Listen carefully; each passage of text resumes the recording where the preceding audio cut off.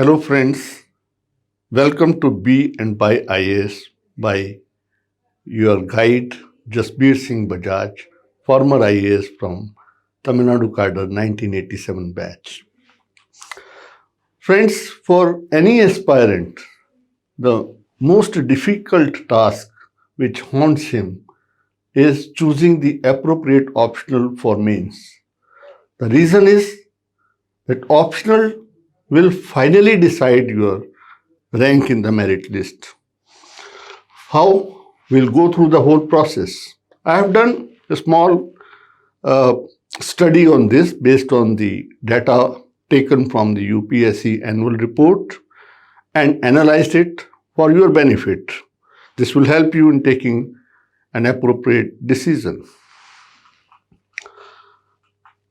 Friends, let us first see what is the importance of optional subject in the civil services examination.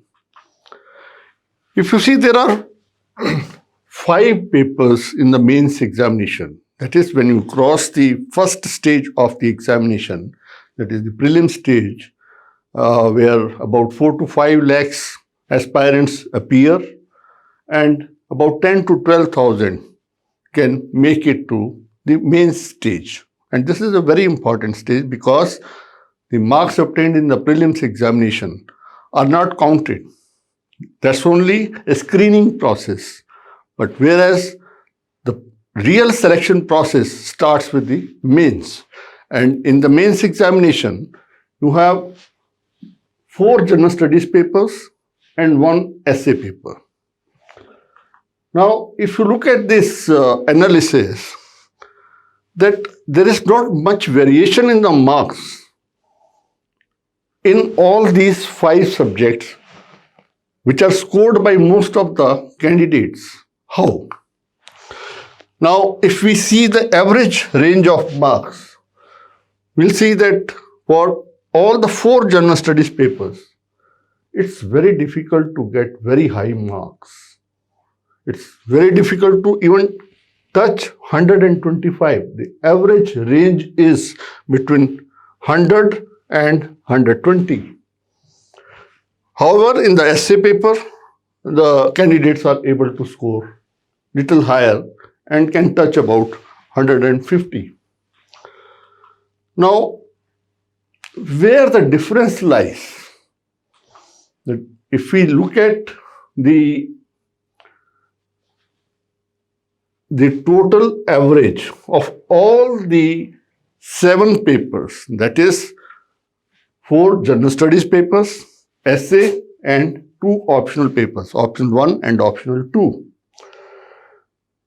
The candidates are able to score, depending on their selection of the optional and the amount of hard work, labor they put, they are able to make the difference here in the scores of the optional subject.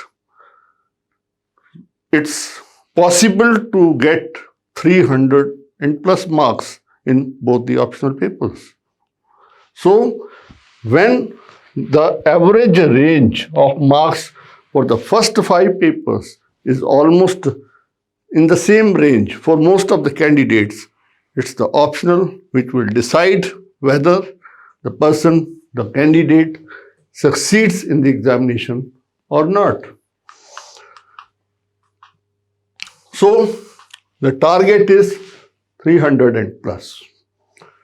So, if you get 300 plus marks in the optional, you have a very fair chance of making it to the final merit list. Now, let us do a little bit of comparison between most commonly optional subjects which are opted by the candidates. We take geography, we take political science and international relations, take public administration, history, anthropology, sociology, and law. I have taken 7 subjects based on the feedback I got from most of the candidates that they opt for one of these subjects. They are most commonly opted subjects. How they are guided? They are guided by various suggestions they are must getting suggestions from those candidates who have already succeeded or those who are preparing along with them, and sometimes also by their teachers.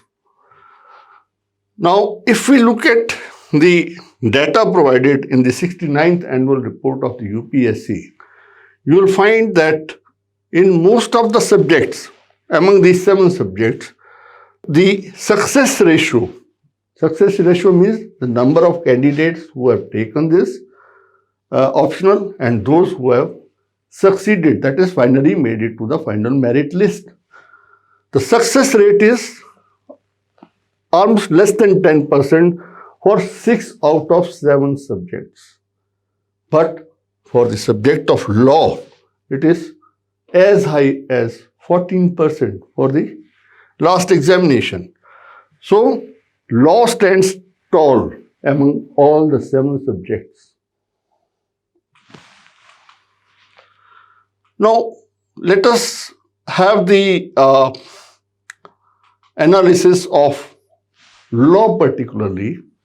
Why law optional has the high success ratio? We'll go into the reasons and why it is so in the later part, but let us see.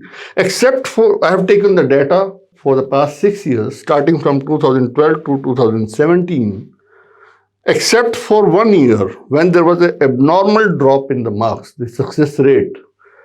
In all other years, that is 5 out of 6 years, continuously in one succession, we find that the students who have opted for law as the optional have been able to score very high marks, among the highest among all the other optionals.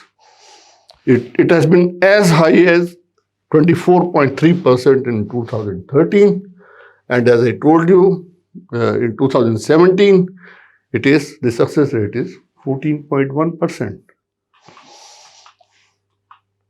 Now, having seen that law is a high-scoring subject, let us get into some of the reasons why we should opt for law as an optional. First thing is the relatively small size of the syllabus. The paper 1 consists of constitutional law and administrative law and international law. So only 3 parts are there in paper 1. Paper 2, you have law of crimes, law of torts, law of contract and mercantile law, and contemporary legal developments. Now, if you further analyze the syllabus, you will find that 7 major laws cover almost 70% of the total syllabus, and rest 30% is covered by the minor laws. So, you have lot to focus upon, lot to concentrate upon, and then covering most of your syllabus. The major part of your syllabus is covered by only 7 major laws. So, they are coverable in just 3 to 4 months span. So, within the limited time available to you, you can prepare very well. So, you get more time for extensive studies, more focused studies, with higher chances of getting high marks, more marks. Now, let us see another advantage of law optional. That is, it's overlapping with the other 5 papers. How? Now, law optional has got overlapping with General Studies paper 2, 3, 4, and also the essay paper. Let's analyze that. Let's first see the overlapping between law optional and the General Studies paper 2. Now, if we look at these 8 topics, Indian Constitution, functions and responsibilities of Union and the states, federal structure, devolution of powers and finances, that is center-state relations, separation of powers between various organs like legislature, executive and judiciary, issues relating to poverty and hunger, India and its neighborhood relations, that is international law. So, as many as 8 topics are overlapping with your GS paper 2 on polity. Now, let us see the overlapping between law optional and general studies paper 3. Here we see in 7 topics, we get a lot of commonality and overlapping. What are those 7 topics? Issues relating to intellectual property rights, that's in paper 2 of law optional. Environmental pollution and degradation, environmental impact assessment, disaster management, challenges to internal security, money laundering and its prevention, like PMLA, Prevention of Money Laundering Act and Prevention of Corruption Act, and biotechnology. So, in paper 2, we had 8 topics which are overlapping. In paper 3, we have 7 topics. Now, let us see the general studies paper 4 and the law optional. There are 6 topics which have a lot of overlapping. These are laws, rules, regulations, and conscience as sources of ethical guidance. This is your paper on ethics. Legal and ethical aspect of public service, right to information, very important. Codes of ethics, conduct, and charters, corporate governance, that's your contemporary laws, information sharing and transparency in government. Now, you see the kind of overlapping in as many as 3 papers of general studies out of 5. Now, let us look at the essay. You must be wondering what can be overlapping between the law optional and the essay subject. Yes, we will see that. Now, look at the topics which have been asked in the past 4 years, 2016, 17, 18, and 19. The topics are cooperative federalism, and federalism is a part of law optional paper 1. We may brave human laws but cannot resist natural laws.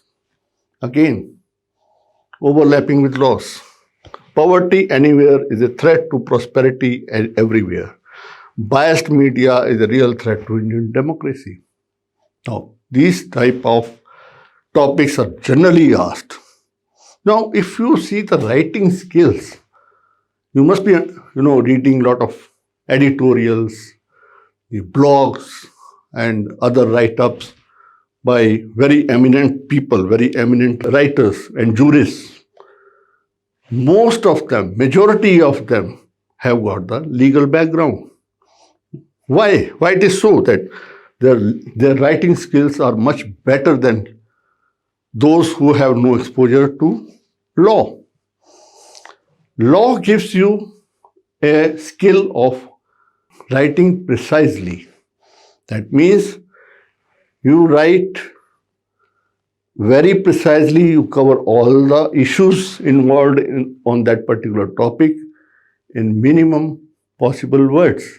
And mind you, in civil services mains examination, sticking to the word limits is very, very important.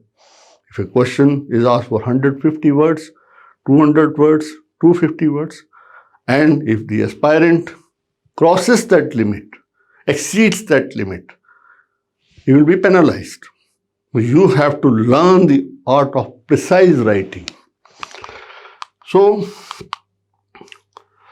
friends, let us see some of the top rankers recently who had taken law as their optional.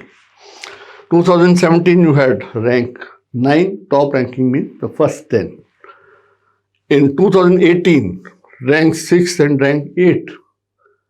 So that means with law optional, you have a better chance of scoring very high scores and then coming out successfully in the examination.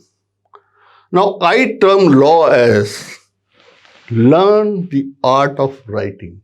As I earlier mentioned, it is the art of writing which the skill you get when you prepare for the law optional.